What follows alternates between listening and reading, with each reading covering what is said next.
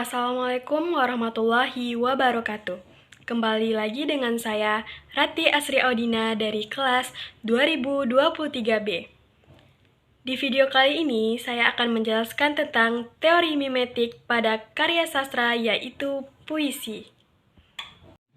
Sebelum kita menganalisis teori mimetik pada sebuah puisi, alangkah baiknya kita mengetahui terlebih dahulu apa itu teori mimetik. Simak video berikut ya. Pengertian mimetik.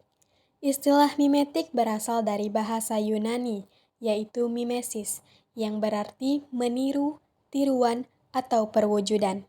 Secara umum, mimetik dapat diartikan sebagai suatu pendekatan yang memandang karya sastra sebagai tiruan atau pembayangan dari dunia kehidupan nyata.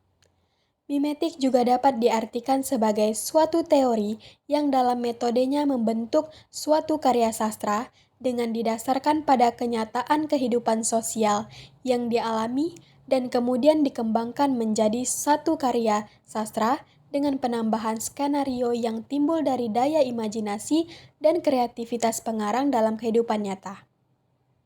Nah, para ahli juga mengemukakan pendapatnya tentang teori mimetik. Apakah itu? Mari kita simak lagi. Pengertian mimetik menurut para ahli. Yang pertama ada Plato. Plato mengungkapkan bahwa sastra atau seni hanya merupakan peniruan atau pencerminan dari kenyataan. Sedangkan Aristoteles, ia berpendapat bahwa mimesis bukan hanya sekedar tiruan, bukan sekedar potret dan realitas, melainkan telah melalui kesadaran personal batin pengarangnya. Rezev berpendapat bahwa mimesis dapat diartikan sebagai sebuah pendekatan yang mengkaji karya sastra yang berupaya untuk mengaitkan karya sastra dengan realitas atau kenyataan. Abram mengungkapkan pendekatan mimetik adalah pendekatan kajian sastra yang menitik beratkan kajiannya terhadap hubungan karya sastra dengan kenyataan di luar karya sastra. Lalu, bagaimana sih sejarah teori mimetik itu dapat terbentuk? Nah, mari kita simak videonya kembali. Sejarah mimetik. Pandangan tentang mimetik pertama kali diungkapkan oleh filsuf terkenal yaitu Plato, yang kemudian diungkapkan lagi oleh muridnya yaitu Aristoteles. Plato berpendapat bahwa seni hanyalah tiruan alam yang nilainya jauh di bawah kenyataan dan ide. Menurutnya lagi, seni adalah sesuatu yang rendah, yang hanya menyajikan suatu ilusi tentang kenyataan dan tetap jauh dari kenyataan. Berbeda dengan Plato, Aristoteles menyatakan bahwa tiruan itu justru membedakannya dari segala sesuatu yang nyata dan umum, karena seni merupakan aktivitas manusia. Dalam sebuah penciptaan, sastrawan tidak semata-mata meniru kenyataan, melainkan sekaligus menciptakan. Mimetik berasal dari bahasa Yunani, yaitu mimesis yang berarti tiruan. Dalam hubungannya dengan kritik sastra, mimetik diartikan sebagai sebuah pendekatan yang dalam mengkaji karya sastra selalu berupaya untuk mengaitkan karya sastra dengan realitas atau kenyataan. Perbedaan pandangan Plato dan Aristoteles menjadi sangat menarik karena keduanya merupakan awal filsafat alam. Merekalah yang menghubungkan antara persoalan filsafat dengan kehidupan.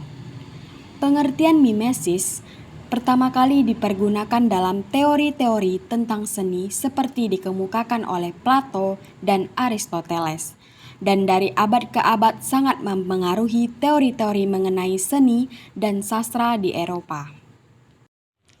Nah, setelah mengetahui pengertian teori mimetik dan sejarah teori mimetik, mari kita masuk untuk menganalisis sebuah puisi ke dalam teori mimetik. Puisi merupakan sebuah karya sastra yang memiliki keunikan dan pembeda dari karya sastra lainnya. Puisi juga memiliki ciri khas yang dibuat oleh penyair dalam menciptakan karyanya, di mana penerapan simbol dan makna berperan besar dalam interpretasi dalam makna puisi. Maka dari itu, sebuah analisis mengenai puisi sangat diperlukan untuk mengetahui simbolik, makna, atau bahkan tiruan yang ada dalam puisi. Di sini saya menggunakan puisi yang berjudul Barangkali Karena Bulan, karya W.S. Rendra. Penelitian ini bertujuan untuk menginterpretasikan makna-makna dan simbolik mimesis yang ada pada puisi tersebut. Nah, penelitian ini menggunakan metode kualitatif yang menggunakan pendekatan deskriptif analitik.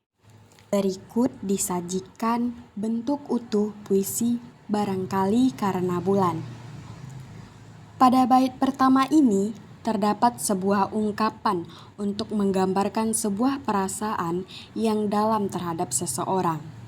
Baris bulan menyebarkan aroma berahi dari tubuhnya, diungkapkan untuk menggambarkan bahwa bulan dapat dijadikan sebagai sebuah bentuk tiruan atau imitasi atau penggambaran terhadap sesosok wanita, di mana ini berarti bahwa Rendra berusaha menggambarkan bagaimana seorang wanita dapat menarik perhatian atau mengeluarkan sebuah pesona dari dirinya untuk menjadi daya tarik. Bulan merupakan sebuah personifikasi yang dapat digunakan untuk menggambarkan sebuah keindahan atau sosok yang indah. Dan dalam konteks puisi ini, sosok yang digambarkan dapat berupa seorang wanita. Sedangkan kata berahi merupakan sebuah gambaran perasaan yang biasa muncul antara lawan jenis. Sehingga dalam baris ini penulis berpendapat bahwa hal itu merupakan bentuk pengungkapan perasaan antara pria dan wanita yang meluap-luap atau pengungkapan melalui penggambaran sebuah keindahan. Nah, pada baris kedua, yang lalu melekat di daun-daun pohon tanjung yang gemeteran. Pohon tanjung merupakan sebuah pohon yang memiliki makna filosofis yang tinggi, yaitu mengenai kemuliaan dan sebuah keagungan. Bunga dari pohon ini biasanya digunakan atau diibaratkan sebagai bentuk penyembahan terhadap pencipta. Namun, yang tertuang dalam baris ini adalah mengenai daun pohon tanjung. Dalam hal ini, antologi pohon tanjung berperan di mana apabila sebuah pohon tanjung semakin tua, maka cabangnya akan semakin ada dalam jumlah banyak dan juga disertai daun-daunnya yang berguguran. Ini merupakan sebuah penggambaran realitas bahwa meskipun daun berguguran atau menggambarkan sebuah umur yang menua, namun pesona yang dimiliki wanita akan selalu ada dan melekat. Lalu pada baris ketiga merupakan penggambaran yang kontradiktif dengan baris pertama dalam puisi.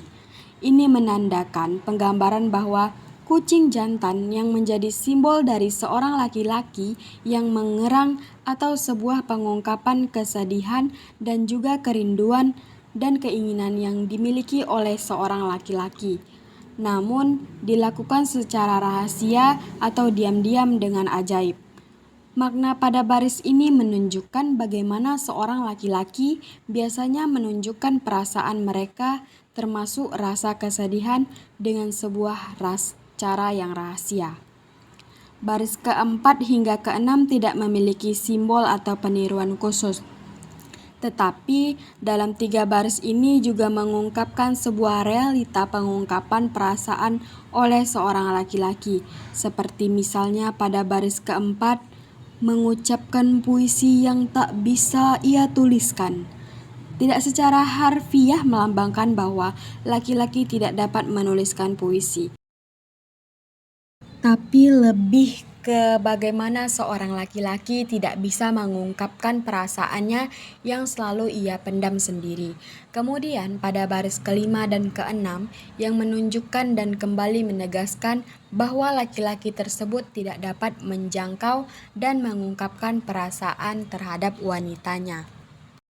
Berdasarkan hasil analisis yang dilakukan pada puisi Barangkali Karena Bulan, karya W.S. Rendra, maka dapat disimpulkan bahwa puisi ini menyajikan pemaknaan mengenai realitas penggambaran wanita, cinta, dan rasa rindu yang dirasakan oleh seorang laki-laki menggunakan penggambaran simbol-simbol tiruan alam. Simbol-simbol ini antara lain adalah bulan, angin, bintang, langit, dan sebagainya. Selain itu, puisi ini memberikan penggambaran lain selain pemaknaan realitas, yakni tentang pemaknaan terhadap sebuah latar di mana pembaca dituntun untuk membayangkan sebuah latar dengan ditunjang oleh pemberian simbol-simbol yang menggambarkan mengenai latar malam. Perasaan rindu, cinta, dan kegaguman yang dirasakan pada puisi ini menjadi pelengkap dalam sebuah penciptaan makna. Selain itu, penggambaran bulan sebagai simbolik untuk menggambarkan keindahan seorang perempuan merupakan tanda kegaguman dan bentuk penuangan realitas dan artistik mengenai perasaan cinta melalui makna simbolik dan juga naratif khas yang dilakukan oleh W.S. Rendra, yaitu naratif yang berfokus pada epik dan balada untuk menggambarkan sebuah alur sehingga dalam pemaknaan karya puisi, pembaca dapat mengerti dan memaknai berdasarkan alur dan simbolik makna serta realitas yang tepat. Baiklah, sampai di situ penjelasan saya tentang teori mimetik. Lebih dan kurang saya mohon maaf. Terima kasih. Assalamualaikum warahmatullahi wabarakatuh.